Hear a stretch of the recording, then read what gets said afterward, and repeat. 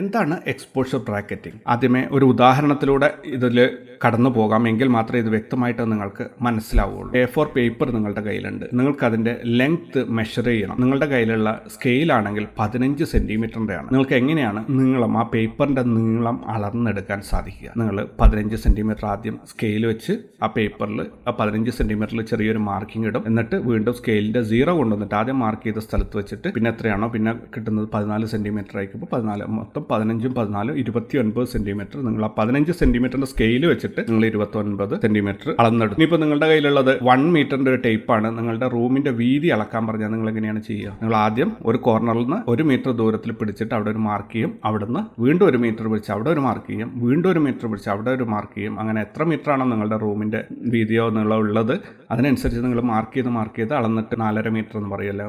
390 ആണെങ്കിൽ 3 മീറ്ററും 90 സെൻറ്റിമീറ്ററും ആണ് എന്ന് പറയും. അതിന് നിങ്ങൾ ഉപയോഗിച്ചിരിക്കുന്നത് 1 മീറ്റർ നീളമുള്ള ടേപ്പ് തന്നെയാണ്. പക്ഷെ നിങ്ങൾ അളന്നിരിക്കുന്നതോ 3.5 മീറ്ററോ 4 മീറ്ററൊക്കെയുള്ള വലിയൊരു നീളമാണ്. ഇതെങ്ങനെയാണ് നിങ്ങൾ സാധിച്ചെടുത്തത്?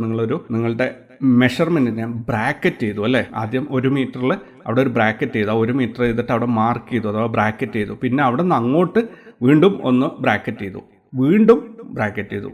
അങ്ങനെ 3 or 4 പ്രാവശ്യം ബ്രാക്കറ്റ് ചെയ്തിട്ട് 1 മീറ്ററിന് 1 മീറ്റർ ബ്രാക്കറ്റ് ചെയ്തെടുത്തപ്പോഴാണ് നിങ്ങൾക്ക് ആ 4 മീറ്റർ അളക്കാൻ പറ്റിയത് അല്ലേ? ഇനി നമുക്ക് ക്യാമറയിലോട്ട് തിരിച്ചു വരാം. ഏകദേശം ഈ ഒരു ഉദാഹരണം നിങ്ങൾക്ക് മനസ്സിലായിട്ടുണ്ടെങ്കിൽ ഇനി നമുക്ക് ക്യാമറയിലേക്ക് തിരിച്ചു വരാം. ക്യാമറയിൽ എക്സ്പോഷർ കൊണ്ട് ഉദ്ദേശിക്കുന്നത് ചിത്രത്തിൻ്റെ ബ്രൈറ്റ്നസ് ആണ് എന്ന് നമ്മൾ ഓൾറെഡി പറഞ്ഞിട്ടുണ്ട്. പക്ഷേ ഒരു സിറ്റുവേഷൻ വരികയാണ്, നിങ്ങൾക്ക് സീൻ ഇതാണ്. ഒരു കടയാണ്, രാവിലെ ഒരു കട, അതിൻ്റെ പുറകിൽ സൂര്യൻ ഉദിച്ചു വരുന്നുണ്ട്. കടയുടെ അകത്ത് കാര്യമായിട്ട് വെളിച്ചമൊന്നുമില്ല.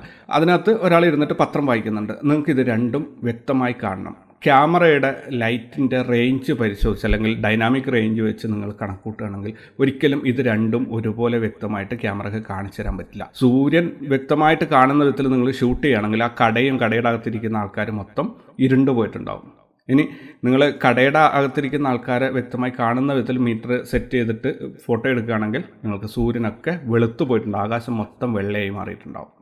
എങ്ങനെ നോക്കിയാലും നിങ്ങൾക്ക് ഇത് കൃത്യമായിട്ട് രണ്ടും കൊണ്ടുവരാൻ പറ്റില്ല.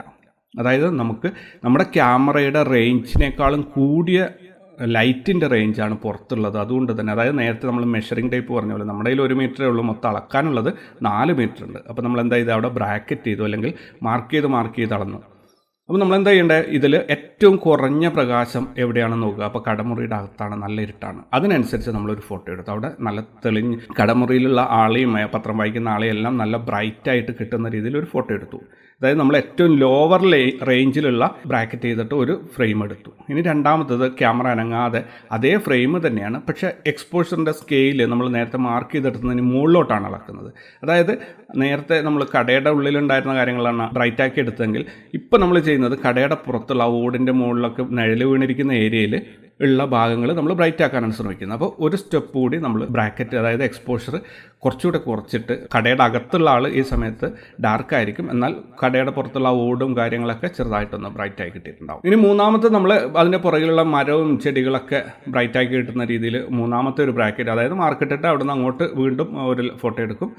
വീണ്ടും സൂര്യനെ കൃത്യമായി കിട്ടുന്ന വിധത്തിൽ 4ാമത്തെയോ 5ാമത്തെയോ ഒരു ഫോട്ടോ നമ്മളെടുക്കും. ഏകദേശം ഞാൻ പറഞ്ഞ ആ ഒരു സംഭവം നിങ്ങൾക്ക് മനസ്സിലായി എന്ന് പ്രതീക്ഷിക്കുന്നു.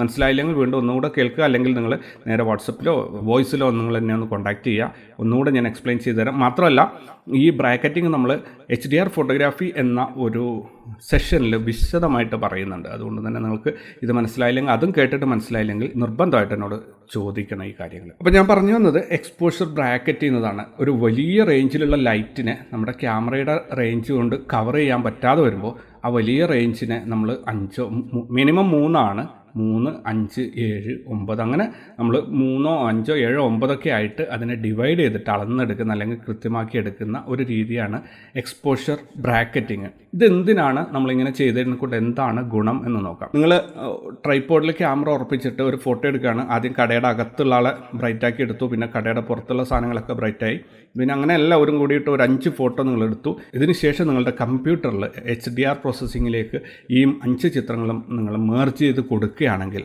കമ്പ്യൂട്ടർ അതിൽ നിന്നും കൃത്യമായിട്ട് 0 എക്സ്പോഷർ വാല്യൂവിൽ വന്നിട്ടുള്ള ഭാഗങ്ങൾ മാത്രം കട്ട് ചെയ്തെടുത്തിട്ട് എല്ലാം കൂടി മിക്സ് ചെയ്തിട്ട് നിങ്ങൾക്കൊരു ഫോട്ടോ തരും. ആ ഫോട്ടോയിൽ കത്തി നിൽക്കുന്ന സൂര്യൻ ഉണ്ടാവില്ല, അതുപോലെ ഇരുണ്ടുപോയ കടക്കാരനുണ്ടാവില്ല. എല്ലാം നല്ലപോലെ ബ്രൈറ്റ് ആയിട്ടുള്ള ഒരു പടമായിരിക്കും നിങ്ങൾക്ക് കിട്ടുക.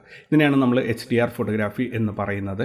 ഇത് നമ്മൾ ഇതിൻ്റെ പുറകെയുള്ള ടൈപ്പ് ഓഫ് ഫോട്ടോഗ്രാഫി എന്നുള്ള സെഷനിൽ നമ്മളിത് വിശദമായിട്ട് പഠിക്കുന്നുണ്ട്. അപ്പോൾ ബ്രാക്കറ്റിങ് ചെയ്യുന്നത് എന്തിനാണെന്ന് ചോദിച്ചാൽ, നിങ്ങളുടെ ഫ്രെയിമിലുള്ള ഒരു വൈഡ് റേഞ്ച് ലൈറ്റിനെ നിങ്ങൾക്ക് ക്യാമറയുടെ റേഞ്ച് കൊണ്ട് ഒറ്റ ഫ്രെയിമിൽ ഷൂട്ട് ചെയ്തെടുക്കാൻ പറ്റാത്തപ്പോൾ നിങ്ങൾ പല ബ്രാക്കറ്റുകളിലായിട്ട് എടുത്തിട്ട് അതിനെ മിക്സ് ചെയ്യാൻ വേണ്ടിയിട്ടാണ് എക്സ്പോഷർ ബ്രാക്കറ്റിംഗ് ഉപയോഗിക്കുന്നത്. എക്സ്പോഷർ ബ്രാക്കറ്റിംഗ് എങ്ങനെയാണ് എടുക്കുക എന്ന് പറഞ്ഞാൽ, നിങ്ങൾ ഇപ്പോൾ കാനൺ ക്യാമറയാണ് ഉപയോഗിക്കുന്നത്, ഷൂട്ടിംഗ് മെനു, അതായത് ക്യാമറയുടെ മെനു എടുത്തു കഴിഞ്ഞാൽ ഫസ്റ്റിൽ കിട്ടുന്ന മെനുവിൽ എക്സ്പോഷർ COMPAEB എന്ന് പറഞ്ഞിട്ട് ഒരു മെനു ഉണ്ടാവും.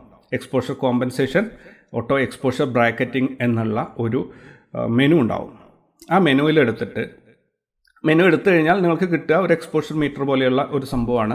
അതിൽ നിങ്ങൾ ഷട്ടർ ഡയൽ ഒന്ന് തിരിക്കുകയാണെങ്കിൽ അതിൽ നിന്നും 3 സ്ലൈഡറുകൾ മാറി മാറി വരുന്നത് കാണാം. ഒന്ന് സെൻട്രൽ ഉണ്ടാവും, 2 സൈഡിലേക്ക് ഉണ്ടാവും. ഇങ്ങനെയാണ് എക്സ്പോഷർ ബ്രാക്കറ്റിംഗ് നമ്മൾ ഓൺ ചെയ്യുന്നത്.